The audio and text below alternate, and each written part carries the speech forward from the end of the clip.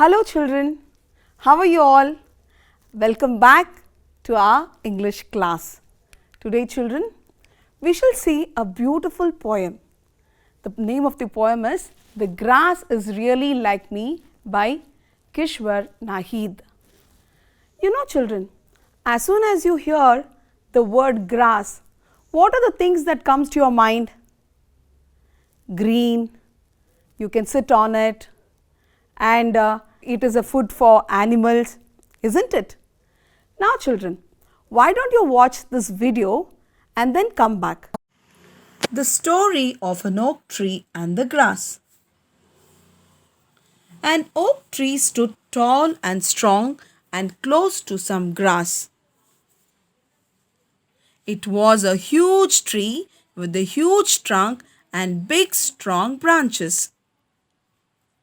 The oak tree was so proud that he used to boast openly about his strength. I am so strong and mighty, nothing can uproot me, nothing can destroy. Listening to what the oak was saying, the grass said, O mighty oak tree, don't be so proud of your strength. Nothing in this world is immortal.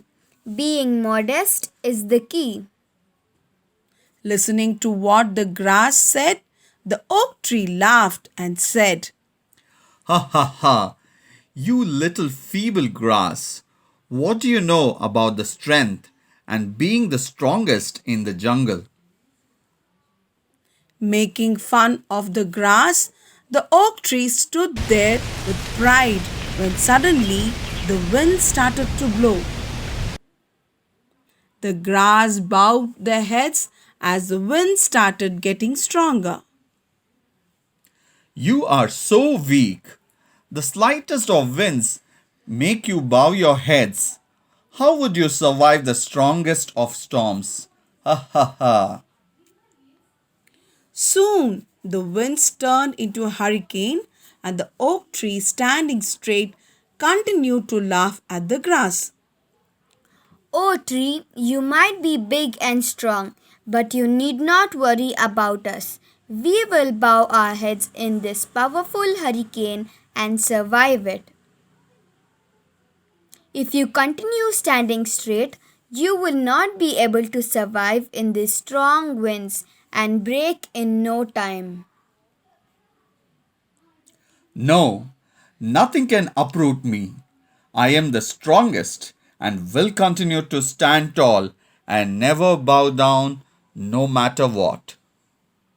The wind got more furious and soon the hurricane took its peak. The little grass kept their heads bowed and started swinging in the rhythm of the wind, preventing themselves from getting uprooted. But the oak tree, which stood straight and tried fighting the hurricane winds. But the wind was so strong that the oak tree broke and fell down.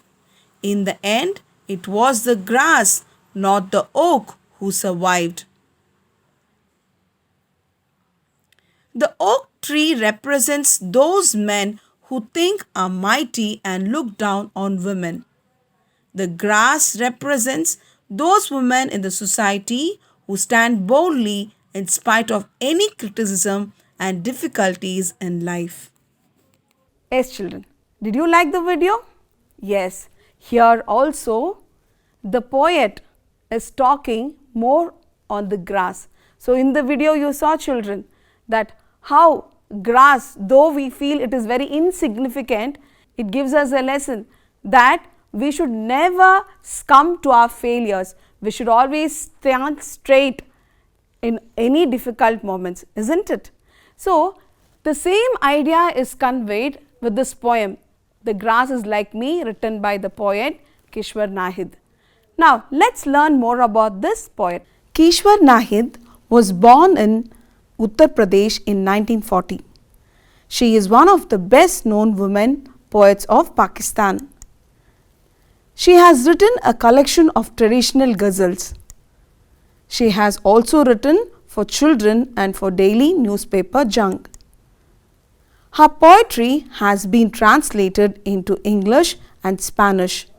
Her well-known poem, We Sinful Women, was translated and edited by Rukhsana Ahmed and published in London by the Women's Press in 1991. Now children, now that you have known about the poet, why don't we learn some vocabulary that comes in this poem? Yes, the first word is unfurl or open or spread out. Now let's take an example for it. So, the Indian flag was unfurled from the top of the building. Look at this word, wetness means dampness or moisture. Here, can you see this picture? There is a man walking in the rainy season. So, what could we say? The wetness on the road due to the recent rains made it difficult to walk. Manifest means reveal. So, you can see here a person is praying to God. So, our devotion to God is manifested through prayer. Yes. Lawn mower, a machine used for cutting the grass on a lawn. So, you can see here Sushil has brought a new lawn mower to mow his lawn. Now, endure means make an effort. So, you can see here all the three employees are working here. So, we could say his persistent endure bore fruit. So, let us take up the next word, merely. Merely means just, only or simply. So, here you can see the rich man, he is so happy with his money. So, you could say men do not desire merely to be rich, but to be richer than other men. Straw means a dried stalk of grain used as fodder or for thatching, packing, etc. So, you can see here there is a box filled with straw. You must have seen this, when we buy something from outside, especially when we buy some delicate things. So, those things are packed in these packets which are covered with straw. So, you could say many delicate things are mostly packed in the box of straw. Yes, children. Now, let us move on to the poem. So, this poem addresses the challenges faced by women in the present context.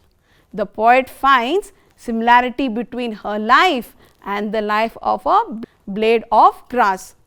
Now, let us read the poem to understand in what specific the poet and the grass are similar. So, are you ready with your textbook? Yes. So, shall we read the poem? Yes, children, come on. The grass is also like me. It has to unfurl underfoot to fulfill itself.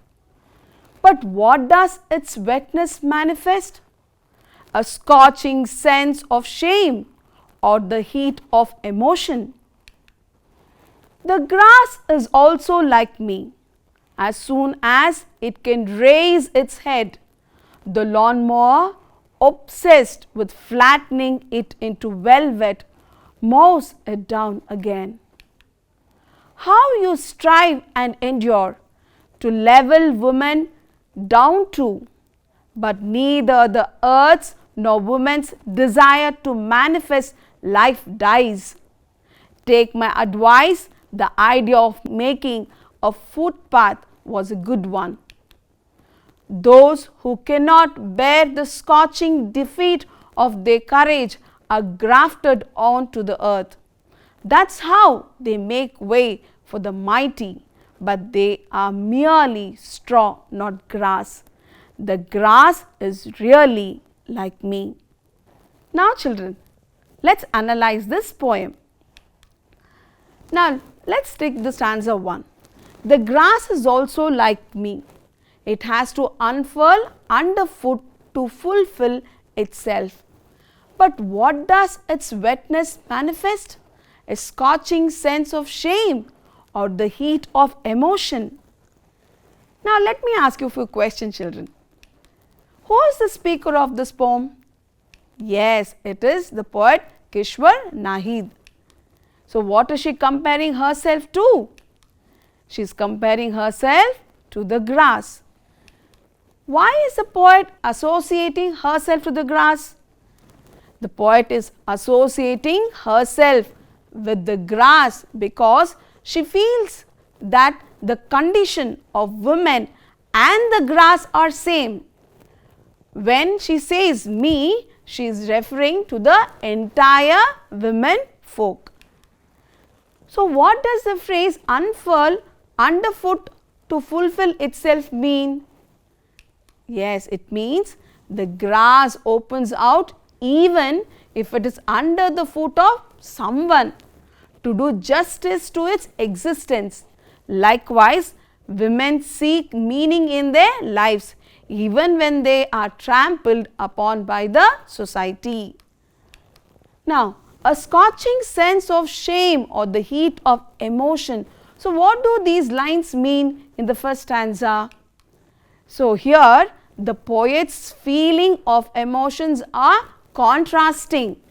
So, she says a scorching sense of shame is because she is not able to express her suffering, and the heat of emotion shows how her heart must be burning with emotions for equality.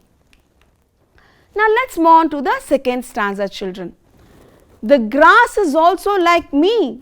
As soon as it can raise its head, the lawnmower, obsessed with flattening it into velvet, mows it down again.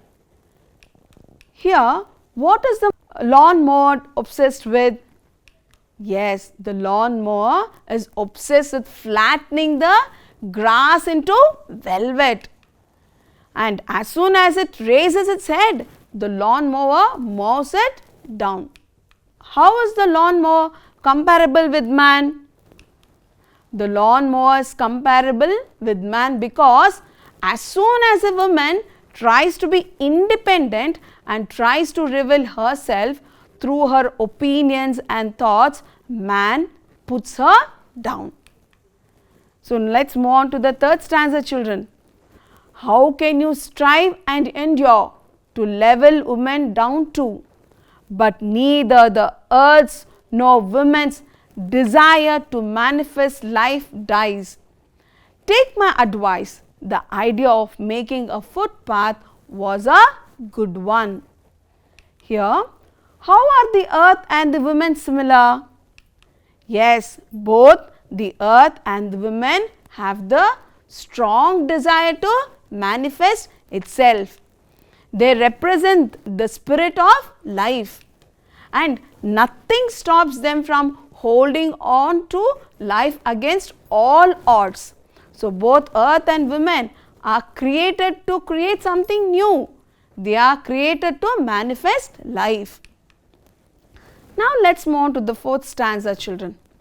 Those who cannot bear the scorching defeat of their courage are grafted onto the earth. That is how they make way for the mighty.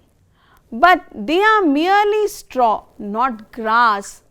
The grass is really like me. So, what does the phrase scorching defeat refer to? Yes, the phrase scorching defeat refers to painful, burning result of the courage shown by the women.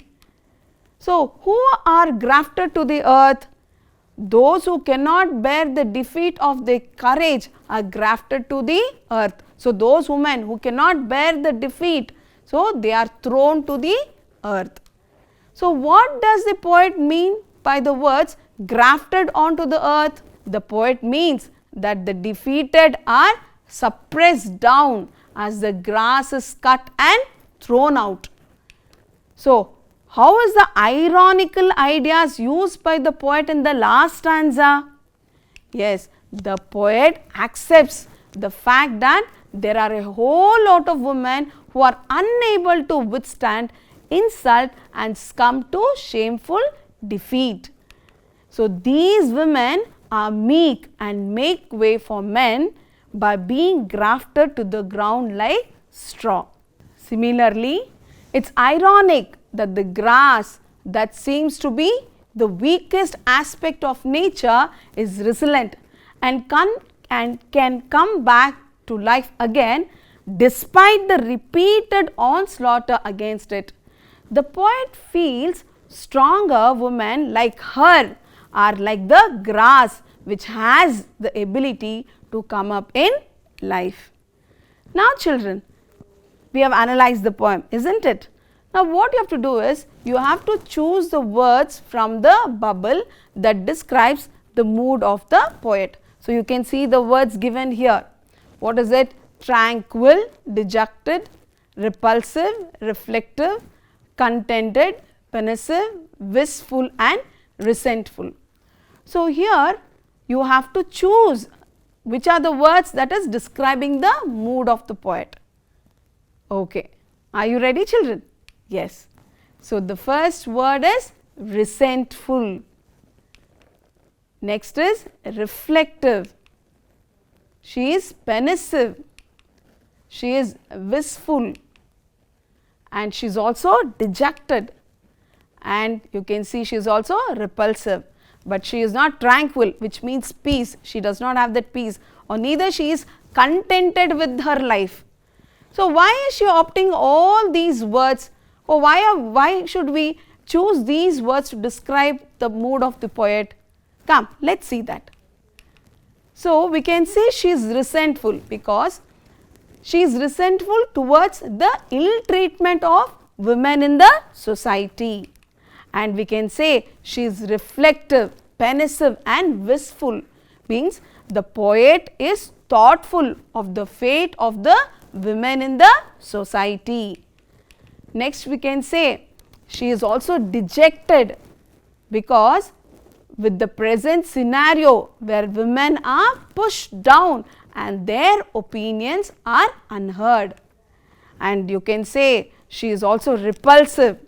The poet sows the seed of revolt when she says that women who make way for men by being grafted to the ground are meek like straw.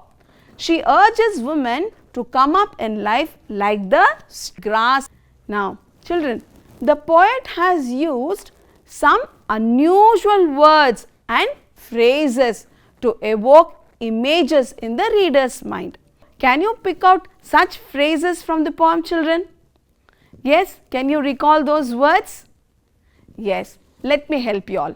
Yes, the first phrase is unfurl underfoot, heat of emotions, flattening it into velvet, scorching defeat, grafted onto the earth, to make way for the mighty.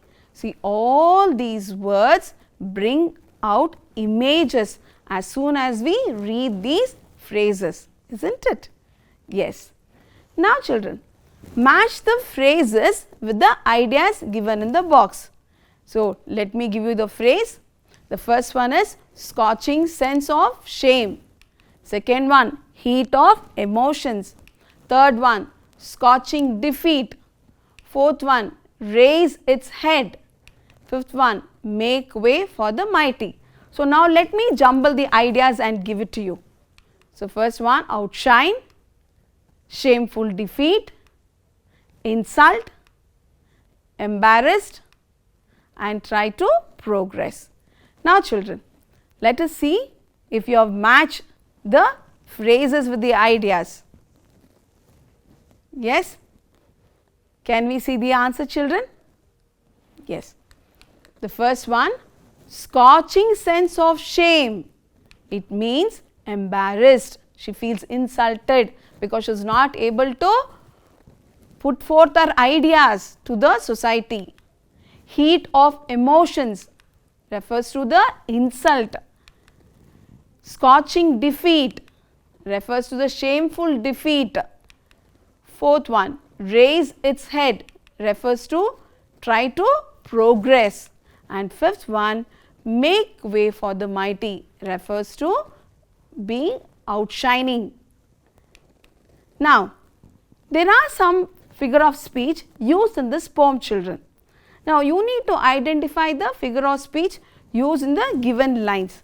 So, first sentence is, the grass is also like me. Second sentence, as soon as it can raise its head, the lawnmower, obsessed with flattening it into velvet, mows it down again. But they are merely straw, not grass. Fear is the tax that the conscience pays to guilt, and work is food for noble minds. Oh, the sixth one, man needs God as he needs water and oxygen. So, let us put all these in different column, children. So, we have three column here, simile, metaphor and personification. So, you have to choose those lines which belong to these figure of speech. So, shall we see the first one, children? Yes. The first one is, the grass is also like me. Here it is a simile. Why it is a simile? Here because the grass is being compared to the poet, isn't it? Second one, as soon as it can raise its head, the lawnmower, obsessed with flattening it into velvet, mows it down again. Now, here the figure of speech uses personification. What is the meaning of personification, children? So, personification means giving life to a lifeless objects, isn't it? So, here you can see, as soon as it can raise its head. So, here it refers to the grass. Can the grass raise its head?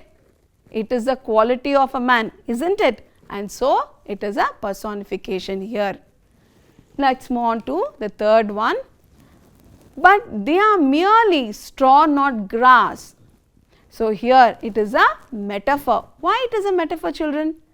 Yes, here is also the comparison is happening, but we are not using the words like or as in simile, isn't it? So, it is a metaphor.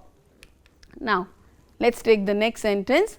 Fear is the tax that the conscience pays to guilt. Here this line, it is a personification, because again here we are giving life to the lifeless object here. Which is that? So, fear is the tax that the conscience pay. So, conscience is paying something. Can conscience pay something? No, it is a non-living thing, right? And so, it is a personification here. Next one, children. Work is food for noble minds. Again, it is a metaphor. Can you tell me why? Yes, here work is food for noble mind. Again, there is a comparison. No, instead of saying work is like food for noble minds, we are directly saying work is food for noble minds. So, we are comparing the work to the food here, right? And so, it is a metaphor. Next, man needs God as he needs water and oxygen. Now, this is a perfect example of simile. Why? Because there is a comparison of two different objects. Now, children, let us move on to the highlights of the poem. Now, we can see the poem, The Grass is Really Like Me, is a feministic poem, isn't it? And the poet compares herself to the grass. The poet feels the condition of women and of the grass is the same, and when the grass is cut or grafted, it grows again. Similarly, a woman's feelings and emotions which are surpassed by the dominant section of the society raise up again and again. So, women who are defeated while showing courage are suppressed just as the grass is cut and thrown down.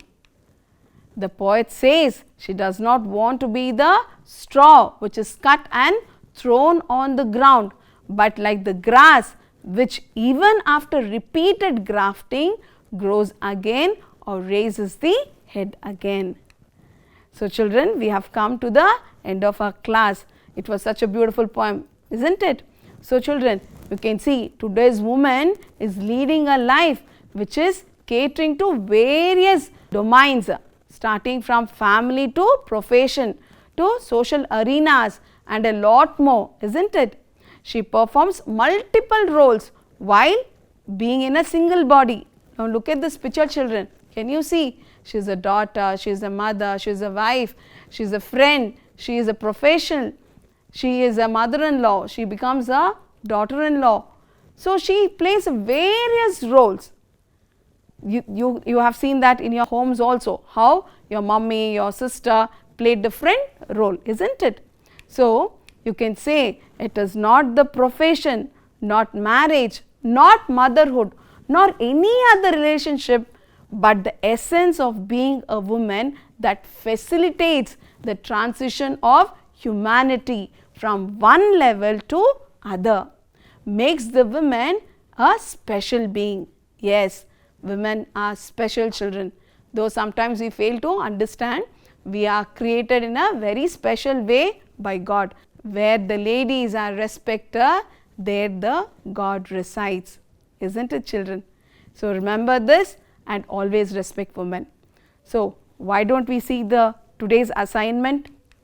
Yes, the assignment is, so you have to summarize the poem in your own words and you have to collect at least 5 pictures and information of great women who have achieved great things in life. So will you do this assignment, children?